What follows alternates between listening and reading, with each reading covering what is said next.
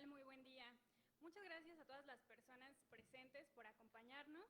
Les tengo un breve comunicado. La doctora Sonia Venegas Álvarez se va a incorporar en unos 10 minutos y también nos va a apoyar con algunas palabras de cierre en este evento.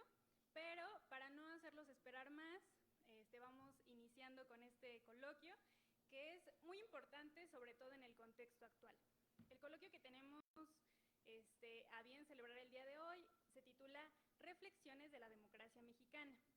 En el presidium nos acompaña la consejera Norma Irene Cruz del Instituto Nacional Electoral, el consejero Ernesto Ramos Mega, consejero del Instituto Electoral de la Ciudad de México, el doctor Rodrigo Brito Melgarejo, director del Seminario de Derecho Constitucional, y también el doctor Gustavo Castañeda Camacho, que es catedrático de la Facultad de Derecho.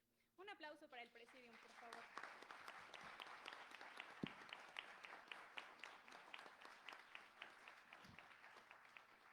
Muchas gracias por acompañarnos. También especialmente muchas gracias a los consejeros. Sabemos que su agenda es muy apretada, entonces gracias por tomarse el tiempo. Y también al doctor Gustavo por toda la organización. Y bueno, pues al doctor Brito por todas las intervenciones que estará haciendo durante este coloquio. Voy a iniciar compartiéndoles una semblanza del consejero Ernesto Ramos Mega. El consejero Ernesto Ramos Mega es actualmente consejero electoral del Instituto Electoral de la Ciudad de México desde octubre de 2020. Actualmente preside la Comisión de Organización Electoral y Geoestadística. También es profesor de la Facultad de Ciencias Políticas y Sociales de la UNAM. Es licenciado en Ciencia Política y Relaciones Internacionales por el Centro de Investigación y Docencia Económicas. Tiene una maestría en Derecho y una especialidad en Derecho Electoral por la Universidad Nacional Autónoma de México, ambas con mención honorífica. Cuenta con más de 20 años de experiencia en procesos electorales. Ha tenido cargos directivos en el Instituto Federal Electoral, en el Tribunal Electoral del Poder Judicial de la Federación y en el Instituto Electoral del Distrito Federal. Ha sido consultor de voto electrónico para el Programa de las Naciones Unidas para el Desarrollo y ha participado en proyectos de modernización electoral en apoyo a diversas autoridades de América Latina. Ha impartido clases en varios cursos de posgrado, diplomados y talleres. Cuenta con publicaciones en diversos libros y también en revistas especializadas sobre materia electoral. Por favor, consejero. Muchísimas gracias, Gabriela. Muchas gracias. Bueno, no está todavía la doctora Sonia Venegas, pero quiero agradecerle la invitación. Por supuesto, también al doctor Gustavo Castañeda Camacho, profesor de esta facultad. A la consejera Norma Irene de la Cruz Magaña, muchísimas gracias por permitirme compartir la mesa contigo. Y por supuesto al doctor Rodrigo Brito Melgarejo, que también estará platicando con nosotros. Bien, yo vine aquí por invitación y con una misión personal. Quiero hablar bien de la democracia mexicana. Tenemos una democracia que nos ha costado muchísimo trabajo construir. Ha sido un proceso bastante largo. No le han faltado críticas y en este momento sabemos, en este contexto actual, cada vez las críticas son mayores. De distintas personas, de distintos grupos, incluso digamos que puede haber críticas internas y externas, pero eso no le quita un valor a nuestra democracia. Primero quiero platicar un poco de dónde venimos, porque creo que eso nos ayuda a entender algunos indicadores internacionales, por ejemplo, Latinobarómetro. Luego voy a hablar un poquito del de Freedom House. Pero ¿por qué tenemos ciertas calificaciones o cierta percepción de democracia un poco distinta al de algunos otros países de América Latina que han llevado transiciones a la democracia? Primero podemos acordar que nuestro régimen autoritario, ¿no?, sobre todo del partido hegemónico, ha sido un régimen autoritario distinto al de otras dictaduras en América Latina. Sin ir más lejos, aquí en Argentina, Brasil y Chile tuvimos dictaduras sangrientas que desaparecían entre 300.000 y 600.000 personas, todos jóvenes, todos estudiantes. Había centros incluso de concentración, había limitantes extremas a la libertad de expresión. Y en México tuvimos un régimen autoritario que no hacía desaparición de personas de manera sistemática y amplia como sucedía en estos otros países. Teníamos distintos medios de comunicación, periódicos, un par de televisoras, pero tampoco es que hubiera una restricción absoluta y solamente se hablara del gobierno.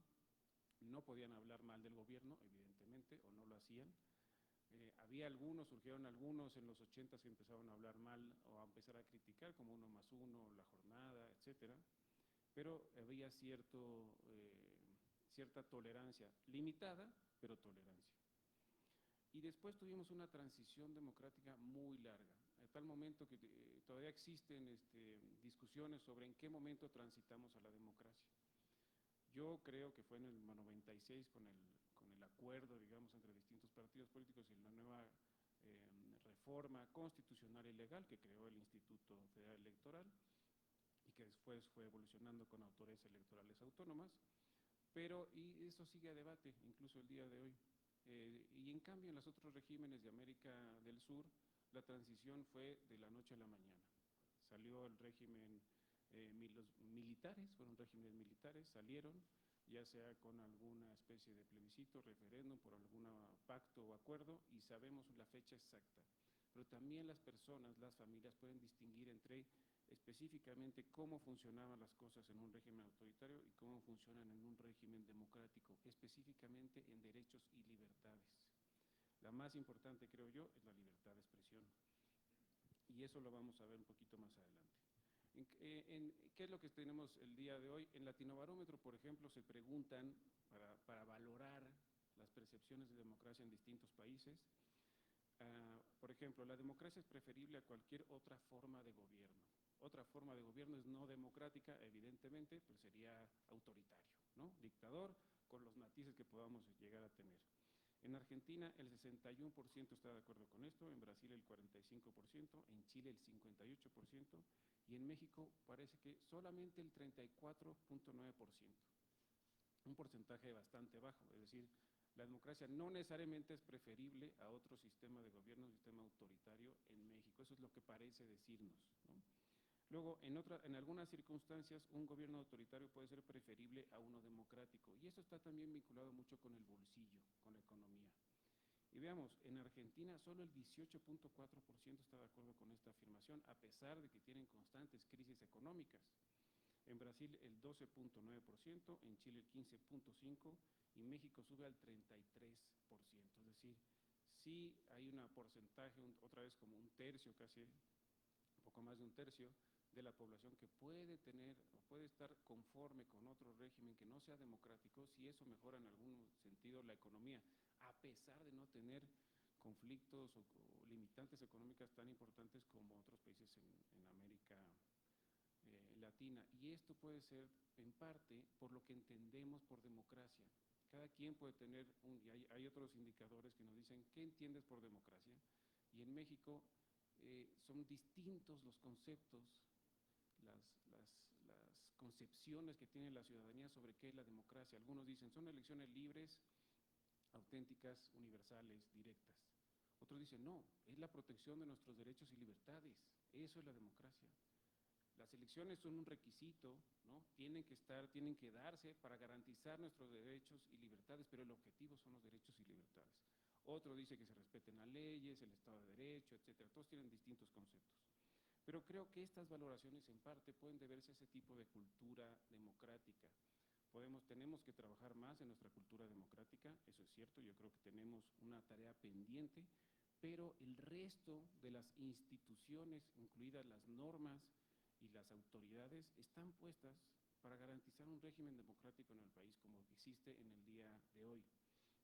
Ahora, valorando el tema de la libertad, y esto es algo que me llama más la atención, les voy a leer 3 preguntas que hace Freedom House, ¿no? Por ejemplo, y hace una valoración en estos 4 países también.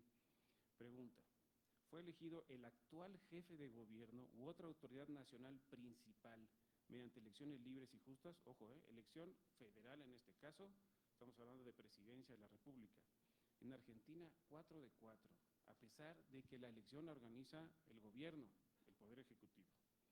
Brasil 3 de 4, baja, Chile 4 de 4, México 3 de 4. ¿Por qué? ¿Cuál fue el problema ahí? Los actuales representantes legislativos nacionales fueron elegidos mediante elecciones libres y justas. Otra vez las mismas evaluaciones, México abajo de Chile y Argentina, a pesar de que tenemos instituciones electorales mucho más fortalecidas, digamos, que las de esos países.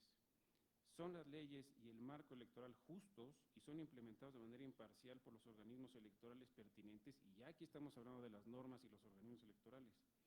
En Argentina baja 3 de 4 porque, como decía, la Cámara Electoral está vinculada al Poder Ejecutivo, Correos también está vinculado al Poder Ejecutivo, Brasil y Chile tienen 4 de 4 y México tiene 3 de 4. ¿Por qué? Pues resulta que estos investigadores extranjeros lo que hacen es determinar con ciertos parámetros una valoración, pero tienen otros parámetros, sobre todo de noticias, sobre todo de información, que es con lo que deciden disminuir, digamos. Por ejemplo, hay noticias de, y esto es lamentable evidentemente, candidatas y candidatos que fueron asesinados durante el proceso electoral en algunas localidades, etcétera. Pero no está vinculado, ojo, con la elección presidencial, pero eso implica para ellos un valor menor.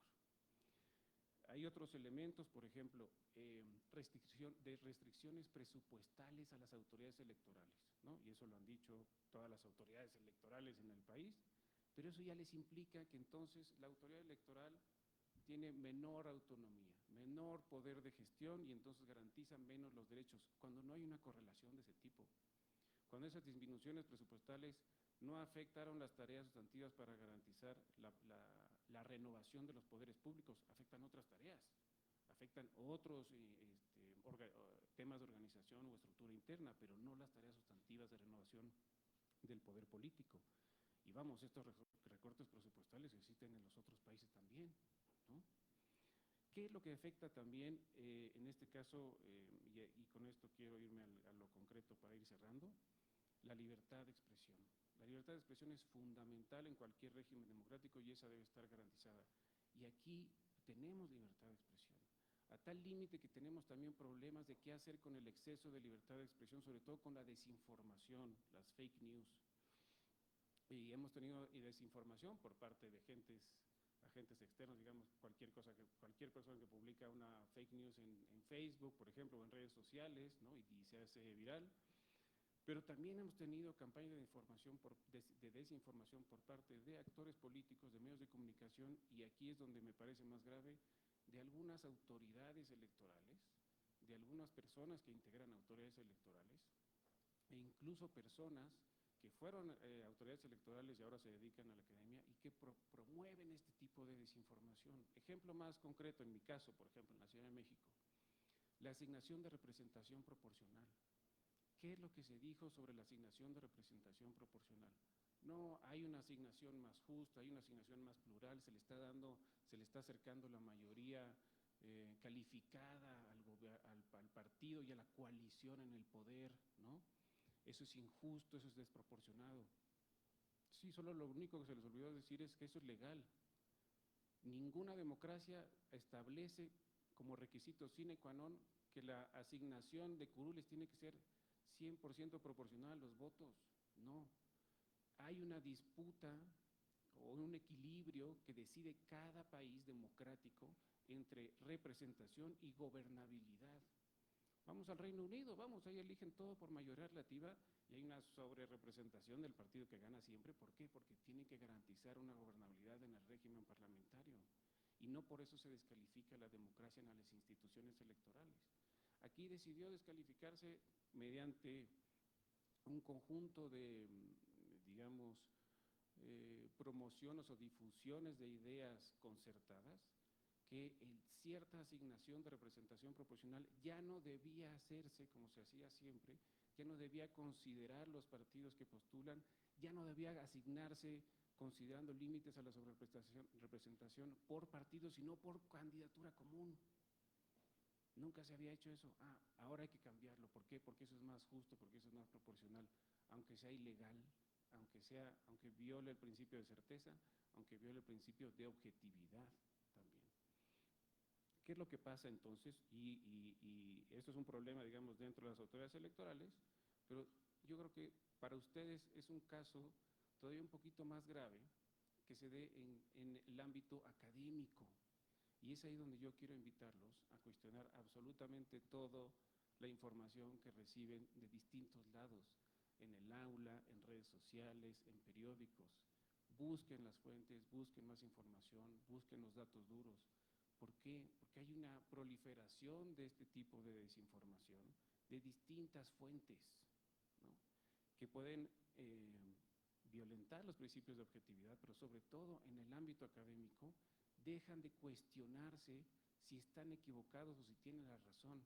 Y esa es la lógica de la discusión académica, cuestionarse todo el tiempo si uno está equivocado, cuestionarse todo el tiempo si lo que uno cree es verdad o no, y buscar información, debatir sobre eso, no asumir como que uno tiene la verdad absoluta y por lo tanto todas las instituciones están equivocadas y por lo tanto ya la democracia no funciona.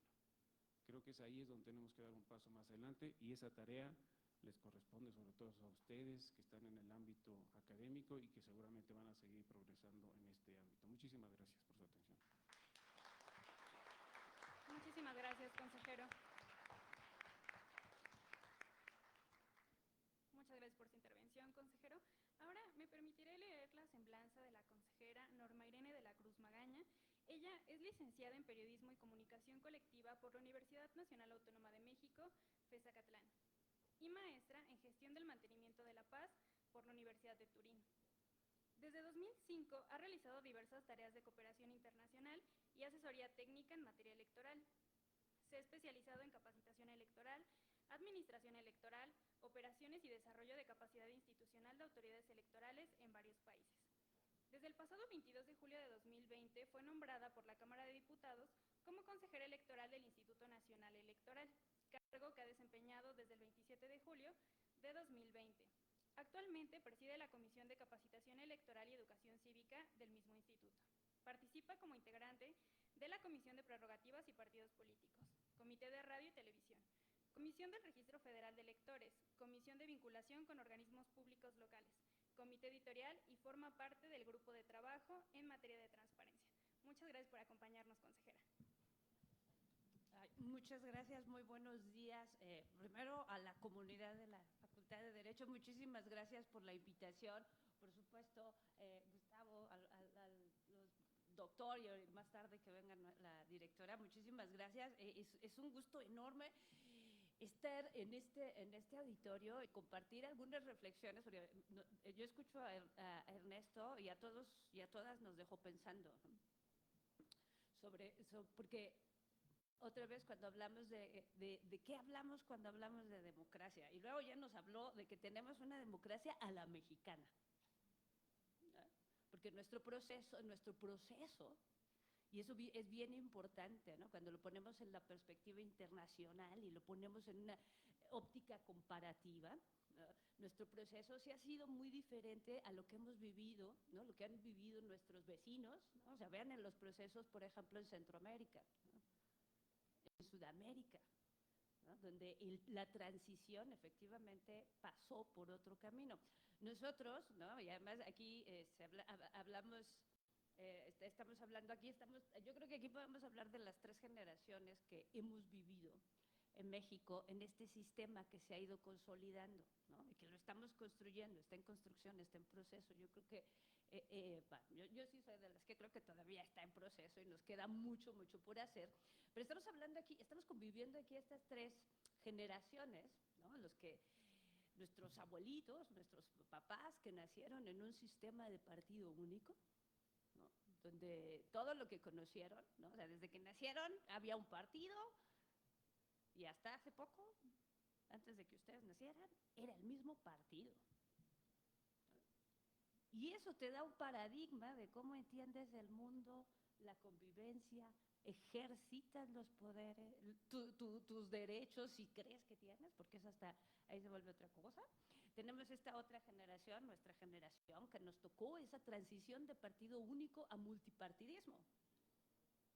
Y entonces nos tocó esa apertura, ¿no? Y también vimos cómo, porque esto no solo sucedió en México, o sea, cuando estamos en esta construcción del multipartidismo, donde hubo un momento en que aquí estas agencias internacionales de cooperación venían y ayudaban a formar partidos, y el Instituto Republicano Internacional le daba cursos al PAN y a los que estaban más de derecha, y el Instituto Nacional Internacional Democrático, el NDI, ¿no? The National Democratic Institute, hacía cursos para el PRD y hasta pagó un viaje para que viniera Lula da Silva a darles conferencias y a formar a los partidos de izquierda. ¿Y esto por qué? Esto se dio en un contexto también global, donde nos hablaban, o sea, nos decían que la consolidación democrática, porque después de que cayó el muro, nos dijeron que el único juego válido para tener legitimidad en cualquier gobierno es a través de elecciones, ¿no? Y eso nos vendieron, porque además no solo era eso, y vean la importancia que tomaron los procesos electorales, no solo como elementos también de consolidación de procesos de paz. Y ahí podemos ver también la perspectiva internacional, cómo fue cambiando, ¿no? A partir, por ejemplo, del proceso electoral que se dio en Timor-Leste, donde o en Camboya, donde la comunidad internacional puso no solo sus recursos, sus dineros, sus experiencias para ir a organizar elecciones, porque la única manera de que tus gobiernos se puedan ser legítimos, ¿no? Y también que podamos hacer estos acuerdos internacionales de comercio y les podamos prestar dinero, ¿no? A las instituciones bancarias, pasaba por este filtro de gobernabilidad, de elecciones, ¿no? Y en este contexto, ¿qué pasó aquí en México? ¿No? Fuimos parte de esa ola, nuestro proceso se ha ido consolidando, hemos pasado varias reformas. Durante mucho, fíjense que ahorita ya se habla menos había una metodología que antes se hablaba del ciclo electoral.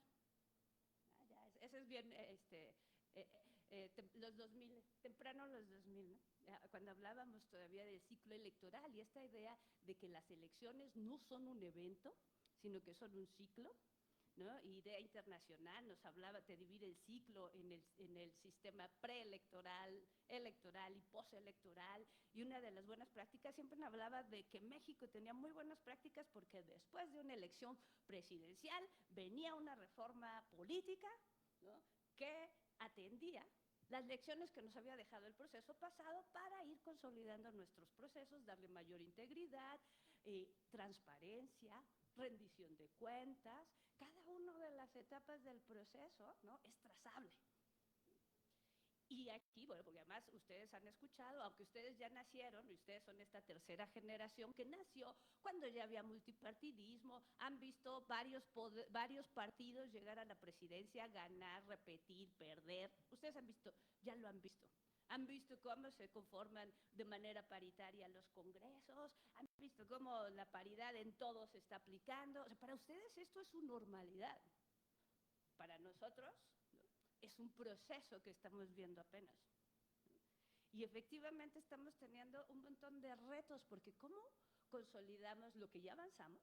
¿No? Porque aquí estos datos que nos dicen, no sé, yo la verdad a veces me da mi sentido de ironía cuando escuchas cuando dices que está curiosa esta dictadura que alguna gente vive en este país, porque puedes ir a gritar que estás en una dictadura, marchar, aventar botellas, ¿no? O sea, deberían darse una vuelta por Hungría a ver si es cierto, ¿no? No, o sea, te estoy hablando de Hungría, un país que está en la Unión Europea, que cumple con las convenciones de derechos humanos, pero que la libertad de expresión, ni de chiste podrías armarte una marchita como esa. O sea, ni de chiste, ¿no? Cuando hablamos de este tipo de regímenes que van a... O sea, y aquí Ernesto decía algo bien interesante, yo creo que también, porque la democracia no solo es participar, tiene que ver con el ejercicio de los derechos, pero son muchos derechos, o sea, más allá del derecho de votar y ser votado, o sea, el derecho de libre asociación, el derecho de la libre expresión, el derecho de la autoorganización y la autodeterminación. Hay una serie de derechos que se van conjugando y que necesitamos tener un marco legal, porque esa es la parte que nos da el vivir en democracia. Tenemos algunas reglas, ¿no? Digo, algunas no nos gustan, pero estamos viviendo con estas reglas, ¿no? Y eso nos va permitiendo una convivencia, ¿no? Que ha permitido que en nuestro país podamos tener no solo transiciones de un partido, pero además vivimos una transición de un partido hegemónico a una alternancia. Hemos visto, y hemos tenido, y ahora tenemos, esta es la primera vez, por ejemplo, que en este sistema tenemos estos resultados. Muy buenos días, directora, bienvenida. Y por ejemplo, incluso cómo va evolucionando nuestro sistema democrático, y que obviamente en México el camino y el vehículo electoral ha sido fundamental, ¿no? Porque yo supongo que ustedes han escuchado jovencitas y jovencitos que dicen, es que nuestro sistema está basado en la desconfianza, ¿no? Y ustedes que han visto elecciones desde que nacieron, donde todos los resultados se aceptan, o sea, dicen, bueno, eso es una cosa de los abuelitos, ¿no? Nuestros maestros nos dicen que desconfiaban, porque efectivamente sí venimos de un sistema de desconfianza y que ha desarrollado una serie de pasos que nos permite garantizar la integridad de los procesos, pero no solo la integridad de los procesos, porque las elecciones, los procesos electorales, no solo tienen que estar bien organizados y estar bien hechos, ¿no? También tienen que parecerlo, ¿no? Entonces, y aquí, y lo que estamos viendo en nuestra democracia mexicana, cuando hablábamos si hay un exceso de libertad de expresión, porque nos estamos enfrentando a otros retos, y este proceso electoral dio una muestra de ello, ¿no? O sea, si vemos el nivel de infodemia al que estuvimos expuestas y expuestos, y aquí te habla también de la necesidad, de cómo podemos tener esta visión crítica, y ahora sí que como decía Benedetti, no creas lo que te dicen del mundo, ¿no? El mundo es incontable, es más, no creas ni lo que te digo yo, porque de verdad, o sea, estuvimos expuestos a un nivel de desinformación, de abiertamente noticias falsas, donde crearon un ambiente de confusión y de realidad alterna, ¿no? O sea, pareciera que era una realidad alterna, donde aquí sí demanda, una vez más, esta formación, no una formación, sino este ejercicio de una ciudadanía crítica activa que va más allá de que vayamos a las urnas, ¿no? Y aquí se vuelve esta otra demanda que tiene es bidireccional el vivir y el estar en democracia. ¿Por qué? Porque no solo nos demanda la participación, sino también la exigencia. Y aquí, así como Ernesto los invita a que duden todo y revisen fuentes y demás, yo aquí les invito a que participen de manera activa. ¿Ya saben quiénes son sus diputadas y diputados? ¿Ya saben quiénes son sus senadores, senadoras, sus jefes delegacionales, sus presidentas o presidentes municipales? Bueno, pues revisen quiénes son. Anoten ahí sus correos, porque esa es la otra cosa. Si nosotros no empezamos a demandarles, pues mira, se nos va por la libre, ¿no? Y entonces aquí se vuelve esta otra momento que se está viviendo a la hora de la representación. Entonces aquí también, ya para cerrar, es de hay que apropiarnos. La democracia no es algo abstracto, es algo que tenemos que vivir y tenemos que ejercitarla. Y una parte de ejercitarla es hacer que las personas que nos están representando y estamos nosotros eligiendo, nos rindan cuentas, ¿no? Y que entonces, si van a legislar, que legislen las cosas que a nosotras nos interesan. Pero si nosotras no les hacemos llegar, ¿no? Pues van a creer que su línea de partido es suficiente, ¿no? Entonces, aquí una invitación no es solo a que ejerzamos la democracia, sino también hagamos un ejercicio de ciudadanía activa para que podamos ir avanzando y esperemos que las siguientes generaciones tengan otras experiencias de vivir en democracia, y ya ustedes también les estarán contando todo lo que han avanzado desde que ustedes estaban en la universidad hasta la siguiente generación. Muchísimas gracias.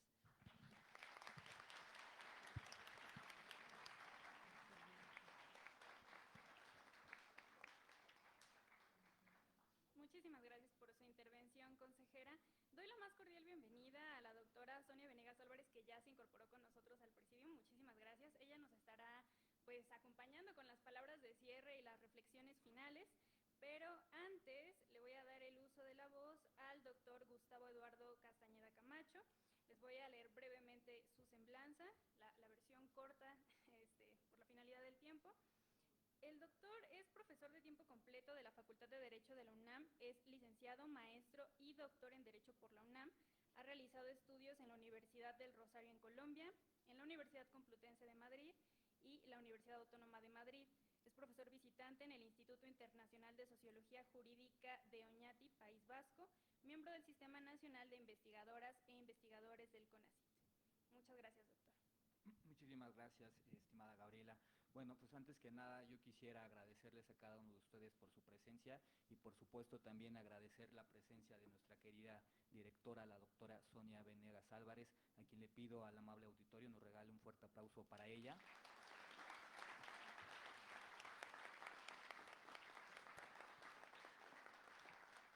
Como sabemos, su agenda es muy apretada, pero aún así ha hecho el esfuerzo para acompañarnos en esta reflexión que, por cierto, pues es sumamente relevante en los tiempos que estamos viviendo, estas reflexiones en torno a nuestra democracia mexicana. Bueno, pues también agradezco la participación de nuestros consejeros electorales, tanto a nivel nacional, la maestra Norma Irene de la Cruz Magaña, así como también de nuestro consejero electoral del Instituto Electoral justamente de la Ciudad de México, el maestro Ernesto Ramos Mega, y por supuesto también a nuestro querido profesor, el doctor Rodrigo Brito Melgarejo, director del Seminario de Derecho Constitucional, quien además sin sus esfuerzos no se hubiera podido realizar este evento.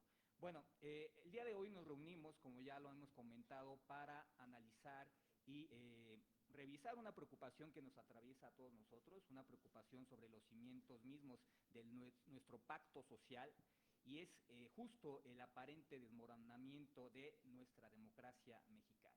Y para ello voy a partir de la obra de tres autores particularmente que analizan en este sentido la quiebra y el desmoronamiento de la democracia. Me voy a apoyar principalmente en la obra de un politólogo español muy importante, por cierto, que es Juan Linz, quien tiene una obra icónica que es La quiebra de las democracias, y también la obra contemporánea de Levitsky y Ziblatt, un trabajo actual que muchos de nosotros conocemos, que hemos revisado, que es el estudio de cómo mueren las democracias. Bueno, estos tres autores, al final del día, nos advierten con una inquietante claridad sobre los distintos patrones recurrentes que preceden, fíjense nada más, al ocaso de los regímenes democráticos. Así que vamos allá. La democracia, como ya lo venían comentando nuestros consejeros electorales, como advertía además este célebre politólogo Juan Linz, no perece de un solo golpe, no perece por un coup d'état, ni se desvanece con el estruendo de las armas o el peso de las mismas dictaduras. Más bien, la verdadera tragedia, la más sutil y la más devastadora, es aquella que se manifiesta cuando la democracia se quiebra en silencio, ¿sí? Se va erosionando a partir de sus propias instituciones, de sus propios actores, cuando las instituciones que en principio la sostienen y que son la columna vertebral de la misma democracia se van debilitando. Y fíjense otra cosa, el alma colectiva, que es la parte fundamental, el sustrato de nuestras democracias, es decir, nosotros, también se va desvaneciendo a través de la indiferencia. Así que, bueno, como nosotros hemos visto en los últimos años, México, desafortunadamente, atraviesa tiempos inciertos, tiempos sinuosos, parece transitar en ese delicado umbral donde ya delineaban tanto Linz como Ziblatt y Levitsky, este retroceso democrático, la cual ya no es, creo yo, una mera hipótesis, sino una realidad tangible que se insinúa en cada rincón de nuestra propia vida política. Entonces, fíjense, la palabra cuasi profética de Juan Linz, este insigno arquitecto de la democracia y de la reflexión política, resuena hoy en día en nuestros oídos como un eco profético, ya lo decía, que desde las décadas ya pasadas, ¿no?, desde hace ya más de 50 años, advertía las grietas que amenazan con quebrar los sueños democráticos de las naciones justamente que iban avanzando en una democracia joven. Y Linz, en este análisis muy profundo, insondable sobre la fragilidad, no solamente de la democracia, sino también de nuestro presidencialismo, fíjense, vislumbraba como una tormenta, digamos, bajo esta metáfora, también azotaba a nuestras democracias jóvenes. Por supuesto, México, hablaremos, se trata de una democracia joven, que por cierto, la próxima semana, el 4 de octubre, ¿no? Estaríamos celebrando la conmemoración del bicentenario de la primera constitución independiente, la Constitución de 1824, que ya habrá momento de reflexionar sobre ello, ¿no? Entonces, la preocupación, evidentemente, está vinculado en cuanto a las tensiones internas, el conflicto que existe entre los distintos poderes y la tendencia, ojo, hacia el autoritarismo que se despliega como una predicción preliminar que ya hacían estos grandes autores. México, claro, ya lo venían comentando nuestros consejeros, pues es un país diverso, un país también, hay que mencionarlo, con grandes contrastes y paradojas, que vive en carne propia esa tempestad, una tormenta silenciosa cuya fuerza no radica en los estruendos inmediatos de las dictaduras, como ya lo decía también nuestra querida consejera, no estamos en una dictadura, pero sí en la lenta erosión de las instituciones, en la progresión casi imperceptible, y eso es lo más delicado, esa erosión casi imperceptible de cómo el poder va moviendo estas arenas hacia un lugar en particular. El viento mueve las arenas hacia un lugar en particular, que es, pues, como saben, nada más y nada menos el poder ejecutivo. Pero bueno, no basta solamente la teoría, hay ahora que dar pruebas, hay que dar evidencia, así que ocupemos algunos indicadores internacionales que nos dan muestra de este retroceso que ha vivido nuestro país en los últimos años. Bueno, en el informe de The Economist Intelligence Unit del año pasado, del año 2023, este indicador sobre la democracia nos señala que México ha caído en su puntuación desde el año de 2019, el cual se encontraba en una democracia ya en avances de consolidación con una puntuación de 6.9, es decir, ya había pasado de panzazo, diríamos, pero ya había pasado esa calificación. Bueno, pues ya para el año 2023 hubo un descenso bastante significativo, ya que ahora estamos reprobados con una calificación del 5.71, es decir, una clasificación que muestra un ostensible descenso y que ahora nos coloca como una democracia híbrida, ya no en consolidación.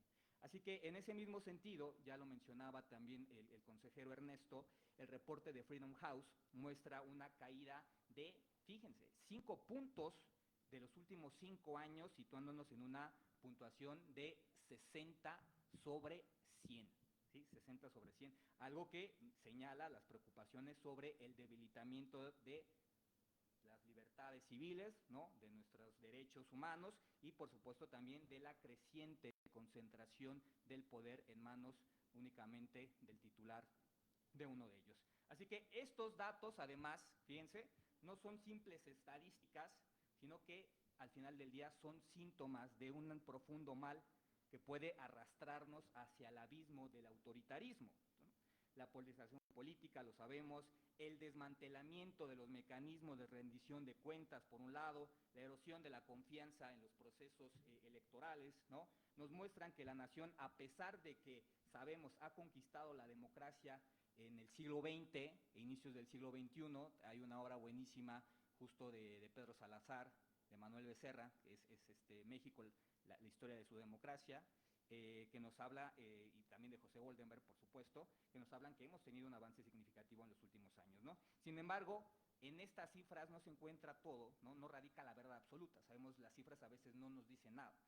Incluso lo verdadero se encuentra en lo que no se dice, en lo más sutil. La erosión, entonces, hablemos ahora sí, ya nos va a gustar mucho este tema porque somos abogados, la mayoría de nosotros, hablemos de la erosión, por ejemplo, de los procesos electorales, la desconfianza que se ha generado en torno a ellos, la crítica, el asedio también a la Suprema Corte de Justicia de la Nación, ¿sí? Son, digamos, los primeros acordes de una sinfonía que ya nos preludian un avance hacia el debilitamiento y, como decíamos, la quiebra de las democracias. Entonces, en México quisiera yo plantear dos puntos que me parecen muy interesantes, que nos dan muestra de esta quiebra y este debilitamiento de la democracia. Por un lado, sabemos la militarización del país, creo yo, no sé ustedes, me parece es el síntoma más preocupante de este retroceso. Desde el año 2018, las Fuerzas Armadas han llevado a cabo funciones de carácter civil. Otro dato muy relevante es de que Aproximadamente el 83% de los convenios que se han firmado entre las Fuerzas Armadas y otras instituciones federales tienen ya fines de carácter civil. Y el punto más preocupante, más alarmante, es de que justo en los albores de este año 2024 se trasladó la Guardia Nacional bajo el control de la Secretaría de la Defensa Nacional, ¿no? Esto, como sabemos, también es un elemento que marca cómo el poder político está transgrediendo la esfera de la seguridad pública. Ya los autores que marcábamos al inicio de nuestro marco teórico, Levitsky y Ziblatt, también advertían, ¿no?, proféticamente, que las democracias empiezan a morir, ¿no?, bajo el mismo rótulo de su obra, Cómo mueren las democracias, que pues los gobiernos recurren cada vez más a las fuerzas armadas para cumplir actividades civiles, lo que marca pues una preocupación sobre, como sabemos, la violación grave a nuestros derechos humanos, ¿no? En principio, las Fuerzas Armadas no deberían de llevar a cabo este tipo de actividades. Y finalmente, ya para cerrar con mi intervención, un tema muy delicado y que estoy seguro va a despertar muchas inquietudes, tiene que ver con el desmantelamiento del poder judicial, ¿sí? Sabemos que el corazón de las democracias, ¿no?, late a partir de la independencia de nuestro poder judicial. Es, sin duda alguna, el poder judicial el último bastión del ideal de la justicia que nosotros hemos estudiado a partir de las definiciones que ya saben de Ulpiano y de estos grandes juristas romanos. Sin embargo, en fechas recientes, pues el sistema judicial mexicano ha sido objeto de ataques, ha sido objeto de embestidas y, lo hemos visto recientemente, de reformas que buscan centralizar el poder y socavar con la independencia judicial. Así que, bueno, el diagnóstico me parece bastante contundente. Un gobierno que empieza por golpear la independencia del Poder Judicial, lleva a cabo también un proceso de erosión de la democracia y que, por cierto, dice Juan Linz, se trata ya de un proceso bastante avanzado de la erosión de nuestra misma democracia. Entonces, las reformas judiciales han sido implementadas, por cierto, pues sin el debido consenso, ¿no?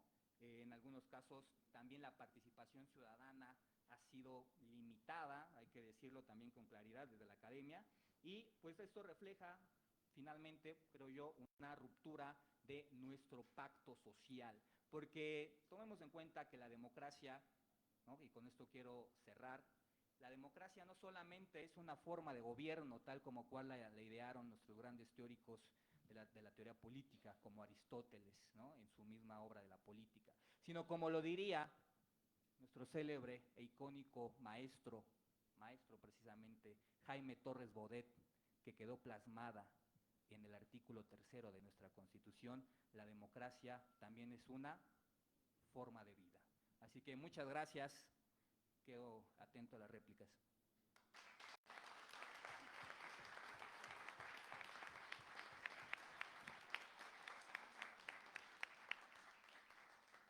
Muchas gracias, doctor Gustavo. Ahora vamos a pasar a la intervención del doctor Rodrigo Brito, que él se va a encargar del apartado de preguntas, problematización del tema y también la apertura de la segunda ronda, que efectivamente van a ser las réplicas. Se va a poner bueno, pero antes déjenme por favor leerles brevemente una semblanza del doctor. Él es licenciado y doctor en Derecho por la Universidad Nacional Autónoma de México, especialista en habilidades docentes por la Universidad Anáhuac, maestro en Derechos Humanos y Democracia por la Facultad Latinoamericana de Ciencias Sociales y doctor en Justicia Constitucional y Derechos Fundamentales por la Universidad de Pisa.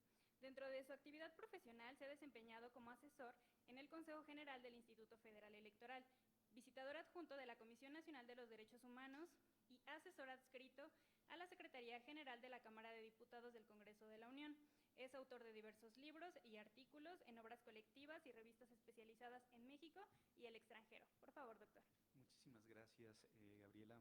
Pues antes de comenzar con algunas reflexiones sobre las intervenciones, magníficas intervenciones que acabamos de escuchar, me gustaría expresar también mi agradecimiento a la doctora Sonia Venegas por abrir estos espacios de reflexión con nuestra comunidad, con nuestras alumnas y nuestros alumnos, a pues nuestras consejeras, nuestro consejero, al doctor Castañeda, porque me parece que es muy valioso que se escuchen diversos puntos de vista,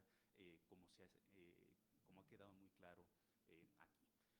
Quisiera retomar algunos de los planteamientos que se hicieron en esta mesa porque me parecen fundamentales para entender de manera pues acertada nuestra democracia. Ya hemos visto que nuestra democracia no es una democracia o no debe entenderse solamente desde el punto de vista procedimental. Una democracia no implica solamente mayorías que eligen, mayorías que deciden, sino también una democracia tiene contenidos de carácter sustantivo, como ya se ha dicho. Una democracia implica la defensa de los derechos. Una democracia, como diría John Hartelli, implica defender precisamente las precondiciones de la democracia. Esas precondiciones de las que se ha hablado de manera muy clara el día de hoy, libertad de asociación, libertad de expresión, derechos políticos, porque sin ellos esas características de las elecciones se vuelven pues prácticamente nulas. No podemos hablar de elecciones libres si no tenemos distintas opciones para elegir. No podemos hablar de elecciones libres si no hay pluralismo. No podemos hablar de elecciones libres si no se respetan esas precondiciones y esos derechos que son fundamentales para pues, elegir, para determinar quién queremos que nos gobierne. ¿Sí? Si no hay libertad de expresión, si no hay libertad de asociación, esa democracia no es posible. Y además, algo muy importante que se ha puesto sobre la mesa y que me parece fundamental, si no hay una ciudadanía crítica, la democracia se va a ir muriendo poco a poco.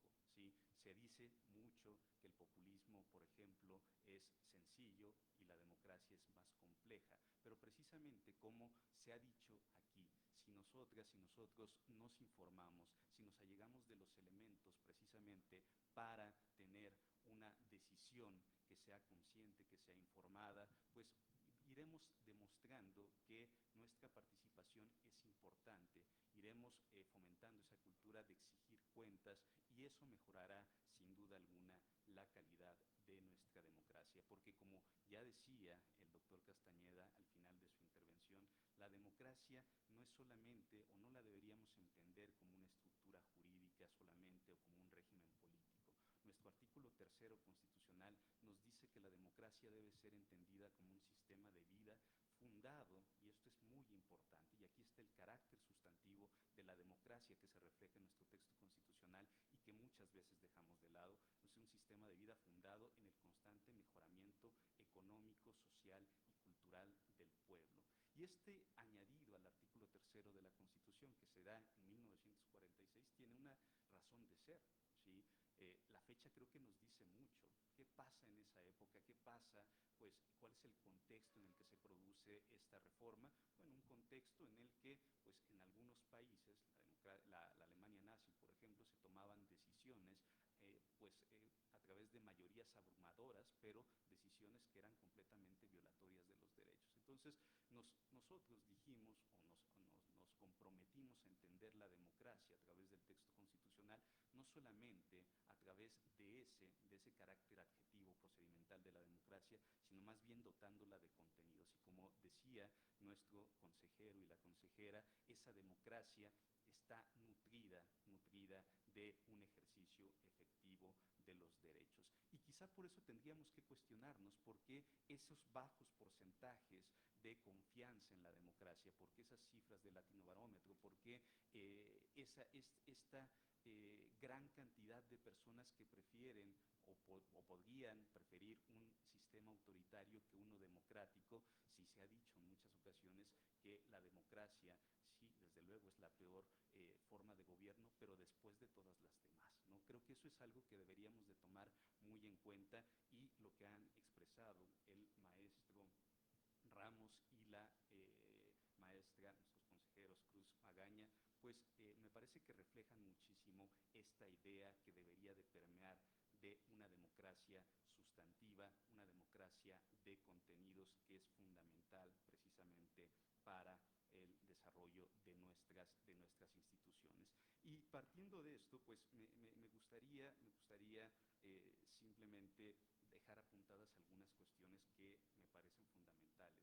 Un punto toral que tocaron tanto la consejera Cruz Magaña como el consejero Ramos Mega, ¿no? La idea de cuestionarnos, la idea de fomentar el pensamiento crítico. Nosotros estamos en la universidad precisamente para eso.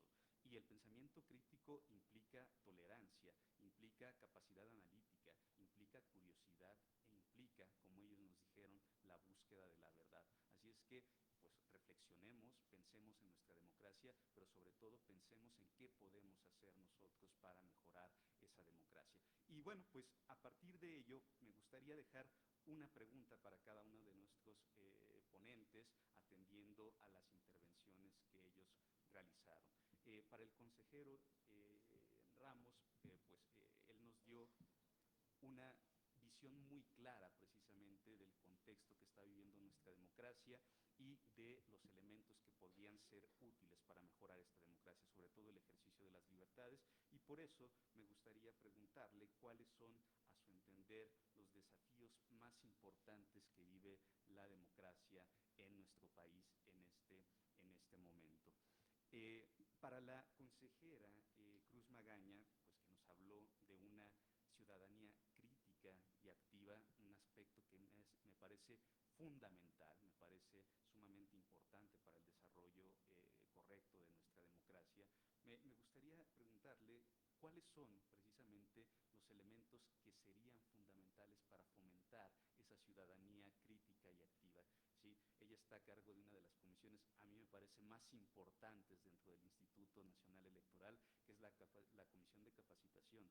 Yo tuve la oportunidad de participar en algún momento en esa comisión y de verdad que no nos damos cuenta de todo el trabajo que está detrás de las decisiones que se toman, incluso para decidir cuál va a ser el tipo de lápiz que se va a utilizar en una elección, ¿no? Cuáles son las discusiones, todo lo que tiene que ver detrás de este proceso y también pues, en el ámbito de capacitación. ¿Cómo pues, las instituciones pueden ayudarnos a fomentar esta ciudadanía crítica y activa? Y para el doctor Castañeda, que nos habló de algunos de los riesgos que se viven en nuestra democracia, esta idea de pues, los cambios que se han vivido en las últimas pues, semanas, porque hay algo que es muy importante. Se habla mucho de la dificultad contramayoritaria, de este actuar contramayoritario del Poder Judicial, ¿no? Y muchas veces nos preguntamos cómo es posible que 11 personas puedan echar abajo decisiones que toman órganos representativos, pero además órganos representativos que están respaldados por pues, una elección, ¿sí? Y me parece que ahí, más que hablar con este término acuñado por Alexander Bickel de una dificultad contramayoritaria, tendríamos que hablar, ayer escuchaba en un foro que también auspició nuestra facultad, el término demoptimismo, ¿no? Y yo no quiero ser tan pesimista, yo quiero iniciar en ese sentido con este ánimo de pues, ver qué es lo que podemos, en qué medida podemos contribuir. Y hay autores como Fere y Unipascuino que hablan precisamente que más que hablar, o que nos dicen que más que hablar de una dificultad contramayoritaria en el ámbito del Poder Judicial, tendríamos que referirnos a una oportunidad contramayoritaria, entender el trabajo de instituciones como los órganos de control como una oportunidad para generar diálogos que a partir de la interacción puedan mejorar nuestra democracia. La pregunta sería entonces, doctor, ¿qué opina de esta idea de oportunidad contramayoritaria? ¿Sería posible y cuáles serían las precondiciones necesarias precisamente para generar esta oportunidad? Y bueno, pues no sé si quieran que comencemos en el mismo sentido, ¿sí? O cambiamos el orden, como ustedes me digan, ¿sí? Sí, si les parece bien, seguimos el mismo orden de las preguntas que planteó el doctor Brito. Nada más 2 minutos, por favor, para sus respuestas, para que nos dé tiempo de cerrar. Muchas gracias. Muchas gracias. Bueno, yo no, dentro de los retos de nuestra democracia, yo creo que ninguno es un reto procedimental. No necesitamos reformar de manera drástica las leyes electorales, ni el artículo 41 constitucional, ni las autoridades electorales. Para mí, ahí no está el tema de donde se necesita un avance o una evolución en la ejecución de la democracia mexicana. Vamos, yo no veo tampoco una falta de confianza en las autoridades electorales, pese a esfuerzos significativos de partidos políticos, personas interesadas en cierta postura política o incluso en algunos medios de comunicación, de cuestionar y detonar resoluciones de autoridades electorales, de distintas autoridades, no solo administrativas, sino jurisdiccionales. Yo no veo esa falta de desconfianza. Tenemos encuestas incluso que están las autoridades electorales en los puestos más arriba, junto con el ejército, valga también, ¿no? También. Y el INE, la Marina, el ejército, exacto, la iglesia, ¿no? Un poquito más abajo. Pero lo que sí creo, donde sí creo que debemos trabajar es justamente en nuestra cultura cívica democrática. Un autor estadounidense que hizo un estudio, se llama Robert Putnam, entre Italia del Norte e Italia del Sur, pudo detectar algunos elementos que componen una cultura cívica distinta y que eso implica incluso un desarrollo económico y una amplitud en el ejercicio de derechos y libertades. Las personas del norte que exigen a sus políticos electos, que leen más periódicos, que se informan, que tienen grupos con los que se reúnen y discuten distintos asuntos, no solo políticos, sino puede ser grupos deportivos, pero que se organizan para resolver temas comunitarios y exigir a las personas que están en el poder cuentas, ¿no? Ahí que razonan su voto, ahí es donde tienen mejor desarrollo de sus libertades, mejor desarrollo económico incluso que el del sur, que las personas del sur que ven a la política como algo malo, ajeno, ¿no? Que los políticos no quiero enterarme de qué es lo que hacen porque todos son iguales, no tienen una convivencia cercana ni se organiza para alcanzar objetivos comunes. Creo que es ahí donde tenemos que colaborar, donde tenemos que desarrollar, y es justamente en estas aulas, desde la primaria, secundaria, preparatoria, licenciatura y posgrado, donde tenemos que trabajar esos temas.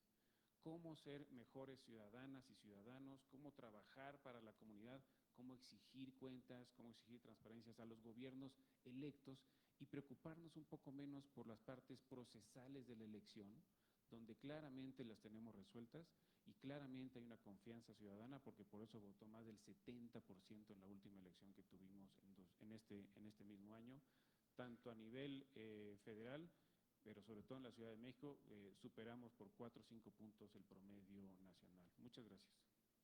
Gracias, consejero. Consejera Norma, por favor. Gracias. Es que ojalá tuviera la respuesta así, te dijera, mira, la receta para tener una ciudadanía activa, integral y participativa es ABC. No la tenemos, ¿no?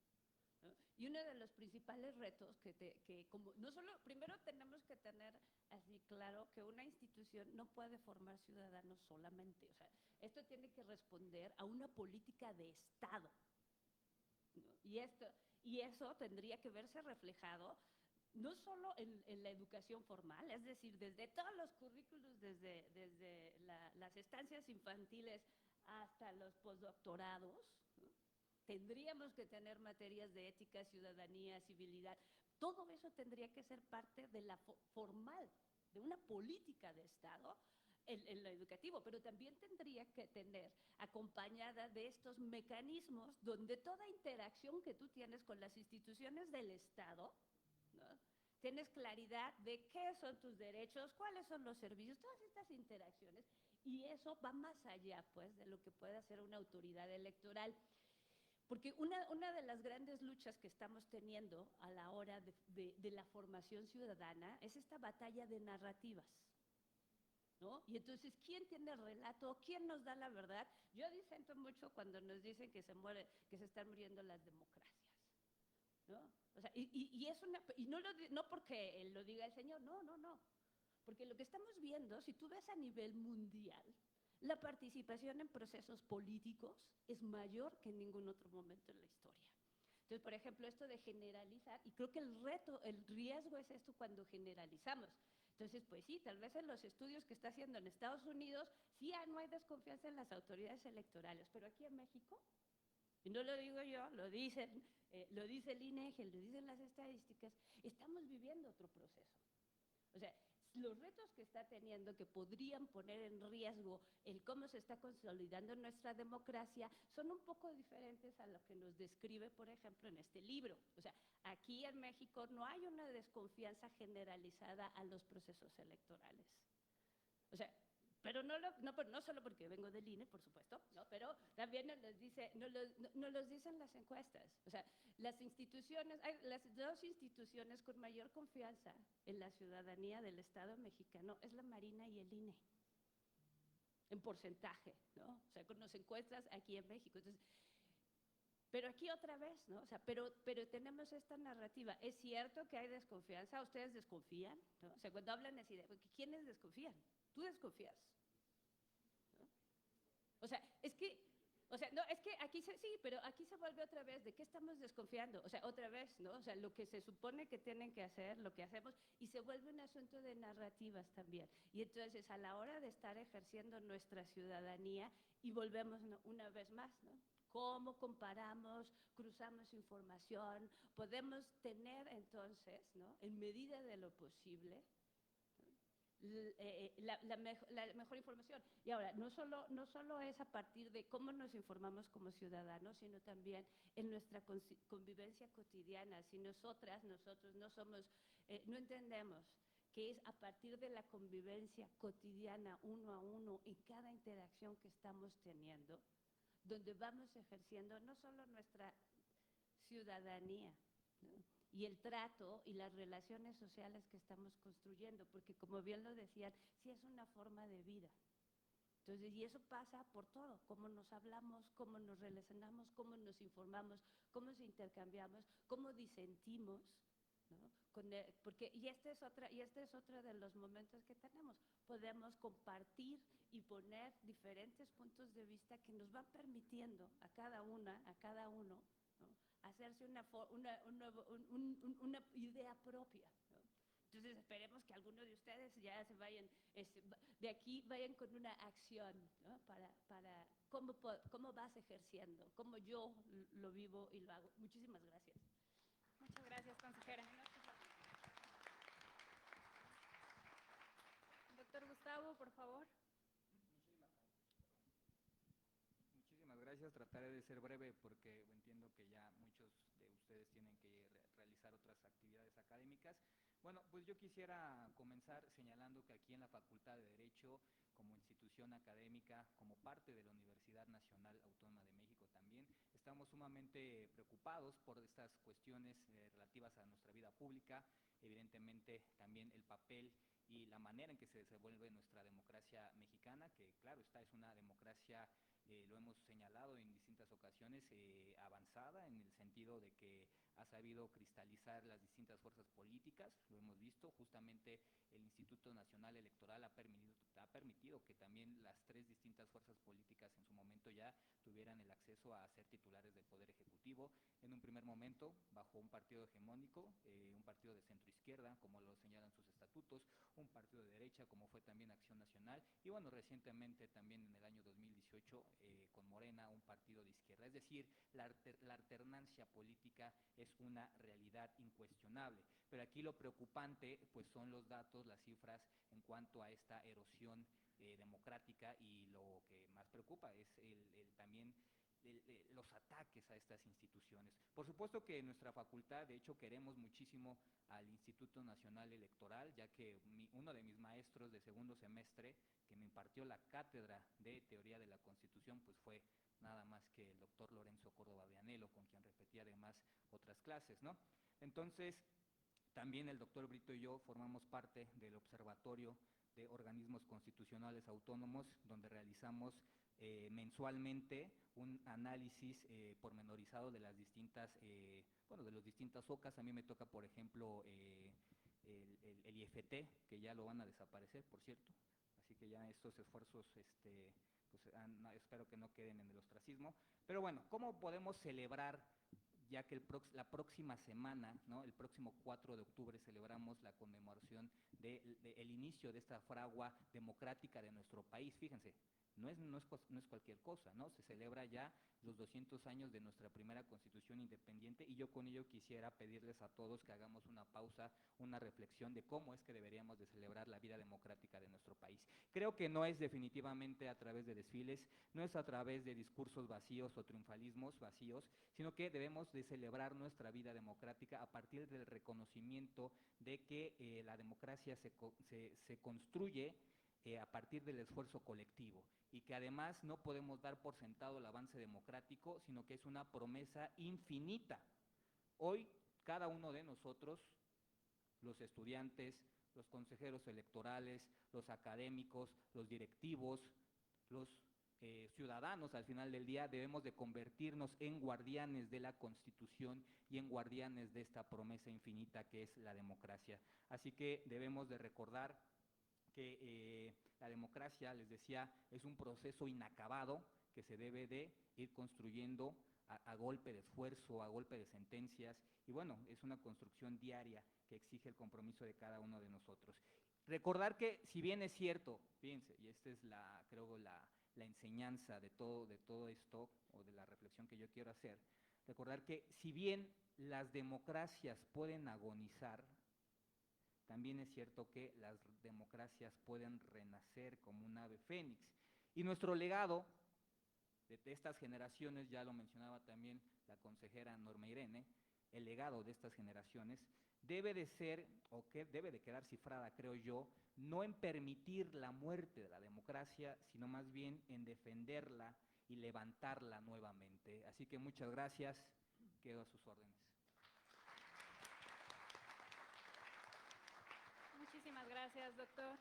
Ahora, por favor, doy el uso de la voz a la doctora Sonia Venegas Álvarez para unas palabras de cierre. Muchas gracias, directora. Muchas gracias, buenas tardes a todas, a todos, a todes. Voy a ser hiper breve en razón del tiempo, pero y antes de agradecer a quienes participaron tan entusiasta y activamente en esta mesa, preguntarles sobre todo a las alumnas, a los alumnos, ¿quiénes de ustedes fueron a las urnas, que seguramente para muchos fue su primera vez en las elecciones pasadas? Levanten la mano, por favor. Excelente.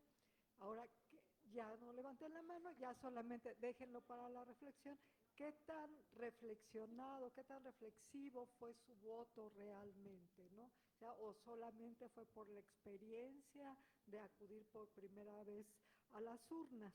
Porque, en efecto, aquí nos quedan algunas preguntas de tarea. ¿Cuáles son los desafíos de la democracia? La democracia es sí una forma de vida, pero también la podemos ver como una institución. Y como todas las grandes instituciones, son como los grandes monumentos o las grandes rocas que ustedes puedan imaginarse y conozcan. Van con el tiempo cambiando. Normalmente, pues esperamos que estos cambios sean de a poco y ojalá sean para bien, pero no son estáticas las instituciones. Enfrentan retos, a veces enfrentan amenazas y, en efecto, se puede mejorar, desde luego que sí. A lo largo de la historia de México podemos ver cómo la democracia ha sido el hilo conductor de muchos movimientos, de nuestras grandes constituciones, y es un principio rector. Y lo que buscamos con este tipo de eventos es precisamente mover un poquito la conciencia, la reflexión de las y los jóvenes, de cómo fortalecemos, cómo ejercemos esta vida en democracia, que se lleven la pregunta: ¿por qué vivir en democracia es bueno para las sociedades? ¿Qué pasa con mis recursos? Ustedes van a ser o son contribuyentes. ¿Qué pasa cómo se ejercen dentro de un sistema democrático y cómo en un sistema que no lo es?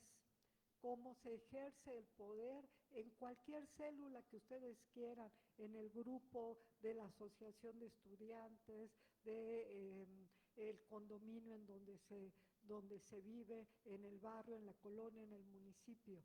Eso es lo que estamos buscando aquí. No podemos tampoco dejar de reconocer pues esta labor incansable que han llevado a cabo también nuestras instituciones, los consejeros que hoy nos honran con su presencia y con su participación. Comparto también que han sido grandes garantes en los procesos electorales, en donde buscamos que siga habiendo esa transparencia, esa equidad, ese respeto a la voluntad popular, y como lo diría Lincoln en su momento, que verdaderamente sea el gobierno del pueblo y para el pueblo, sin que el pueblo signifique una persona, ¿verdad?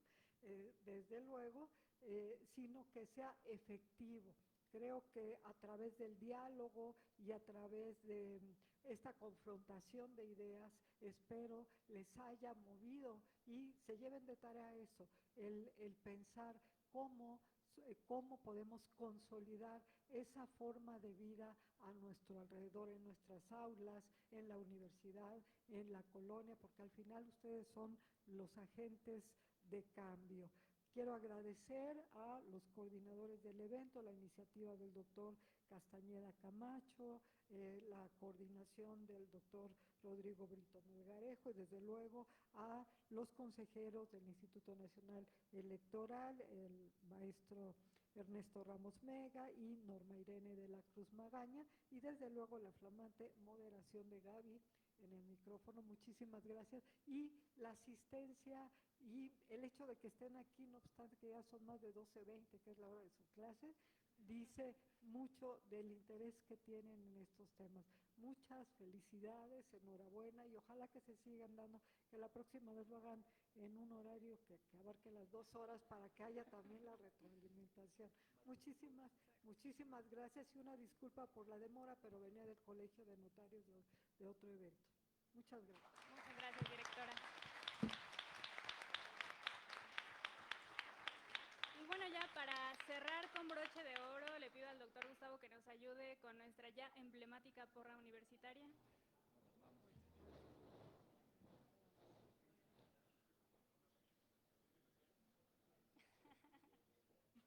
México, Pumas, Universidad. Goya, Goya, cachú, cachú, ra, ra, cachú, cachú, ra, ra. Goya, Universidad.